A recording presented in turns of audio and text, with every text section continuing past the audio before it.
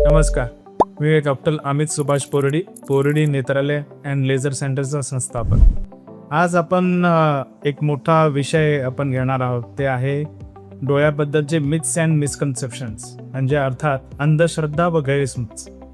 तर सुरुवातीला मला लहानपणापासून मोठ्यापर्यंत जे अंधश्रद्धा आहेत डोळ्यासंदर्भात, त्याच्याबद्दल काही उघडकीस लोकांपर्यंत आणायचं आहे, जेणेकरून हे त्यांनी त्यांच्या मित्रांना किंवा नातेवाईकांना हे फॉरवर्ड केलं की त्यांचे काही गैरसमज असतील ते दूर होते. तर सर्वात प्रथम पहिला आहे, लहान बाळ जेव्हा जन्मतो तर काही वर्गांमध्ये काजळ लावण्याची ही कथा आहे. त्याच्याने ते म्हणतात की काजळ लावल्याने बाळाची नजर वाढते किंवा त्याला डोळ्याचे प्रॉब्लेम होत नाही. हे सर्वात मोठा गैरसमज आहे. का? सर्वात प्रथम काजळ ह्याच्यामध्ये लेड असतं. लेड म्हणजे जे आपण शाई बनतो, पेपरचा इंक जो असतो तो लेडने तयार होतो. त्या लेडचं लहान मुलांमध्ये ओव्हरडोस झाल्याने पॉयझनिंगसुद्धा होऊ शकतो. किंवा डोळ्यामध्ये कोपऱ्याला दोन्ही नाकांच्या बाजूला एक पाणी जायची नळिका असते, जिथनं अश्रू डोळ्याच्या तर्फे नाकाच्या तर्फे मागे घशापर्यंत येत असतो. तो रस्ता ब्लॉक होण्याची शक्यता असते.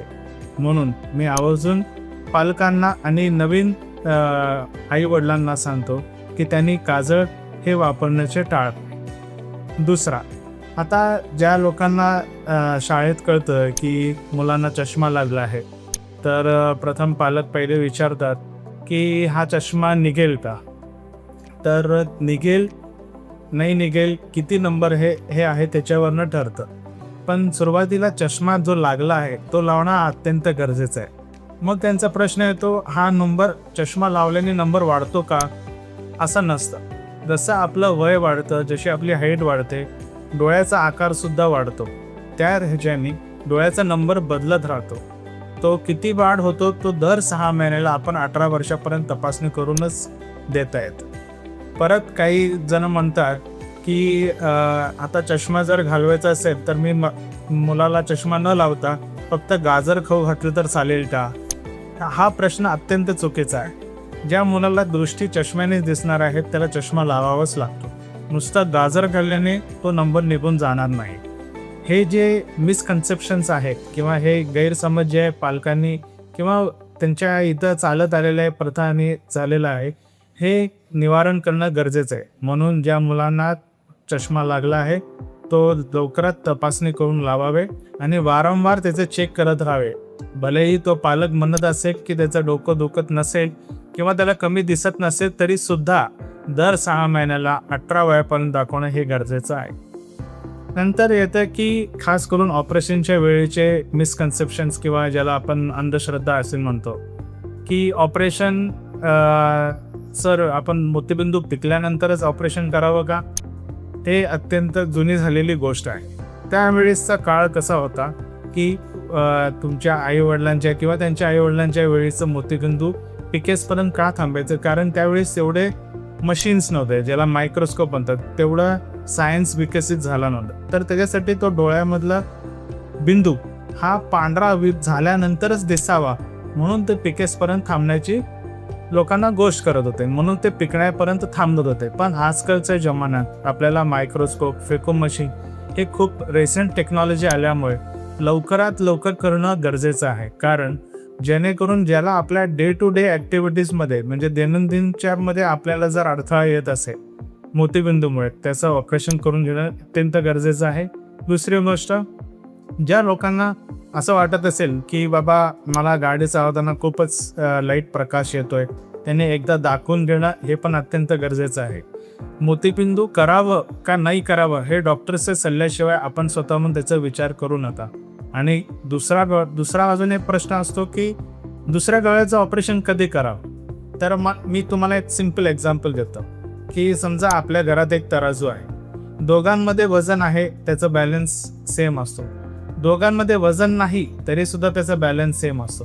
पण एकामधला बॅलन्स काढला की तो वर खाली होतो.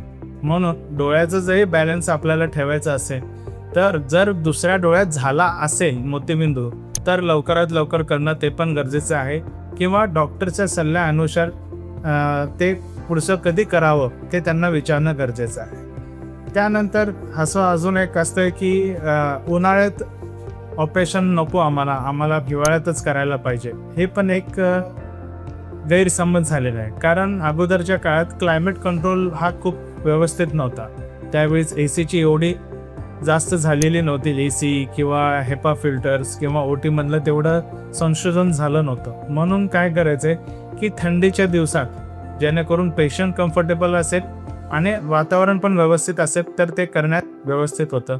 पण आजकालच्या दिवसांमध्ये ओटीमध्ये सगळ्या प्रकारचे क्लायमेट कंट्रोल असतात आणि त्याचबरोबर थांबणं हे कधी कधी धोकादायक सुद्धा ठरू शकतो. म्हणून ज्यावेळी ह्याच्यासाठी उन्हाळा असो किंवा पावसाळा असो किंवा हिवाळा असो, कुठल्याही वेळेस हा मोतीबिंदूचा शस्त्रक्रिया करता येतो आणि त्याला असलं काहीही बंधन नाही. परत एक खूपच वेगळा प्रश्न आम्हाला दरवेळेस येतो की आमच्या घरात जी बाई आहे, जी आमची काळजी घेणार आहे, तिचे मासिक पाळ्या चालू आहे, तर ते असताना आम्ही करू नये. हे एक वेगळा विषय आहे. ह्याच्यामध्ये असं होतं की अगोदरच्या काळात मासिक असलेल्या किंवा मासिक पाळी चालू असणाऱ्या बायकांना काम करू नये किंवा त्यांना थकवा येऊ नये ह्याच्यासाठी हे गोष्टी तयार केलेले होते.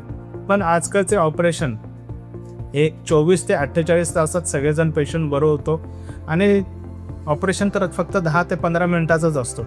म्हणून त्याच्याशी काही संबंध नाही.